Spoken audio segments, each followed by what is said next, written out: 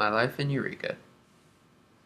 I was born in Joplin, Missouri, and moved to Eureka, Kansas just a few years later. When I came to Eureka about 12 years ago or more, I lived with both my parents and my little brother, Silent. We lived across the street from the Eureka Nursing Center. While that might not sound exciting to anyone else, it was to us. We were too young to go riding our bikes around town alone, so we went to the nursing center parking lot and learned how to ride figure eights. That was always fun. I also remember that just a little farther down the street was an old grain silo with piles of sand and rocks and stuff.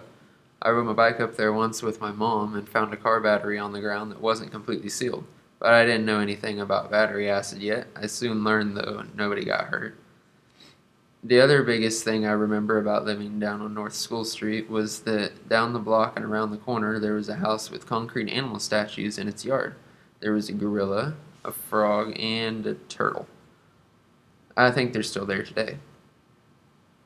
After a couple of years, though, we moved back to Joplin again. I spent about a year and maybe a half before we decided to come back to Eureka, and we've been here ever since. This time, we lived on South Mulberry, right beside the highway, and the closest place to play at was the park, 5 blocks away. I liked that house. We built a fish pond in the corner and got big flat rocks to lay around it and all the way up to the house as a walking path. My friends and I built a hideout in a drainage ditch under a bridge once, and almost got into a big fight at the park. Most of the time, we'd simply walk the streets for a while or go to the pool, though. Now, I live 6 blocks from there, still on Mulberry Street, but on the north side.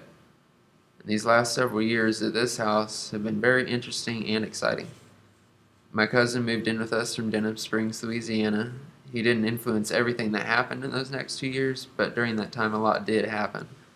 I learned how to play guitar, got more involved in my youth group, made new friends, and much more. There were a couple of fights, but they weren't anything serious. One at the store and one below the park. There was a lot more that happened, never anything too bad though, at least not while I was there. Life's pretty much tame these days, but it's still fun. I wouldn't go back and change anything that happened. It was all worth it.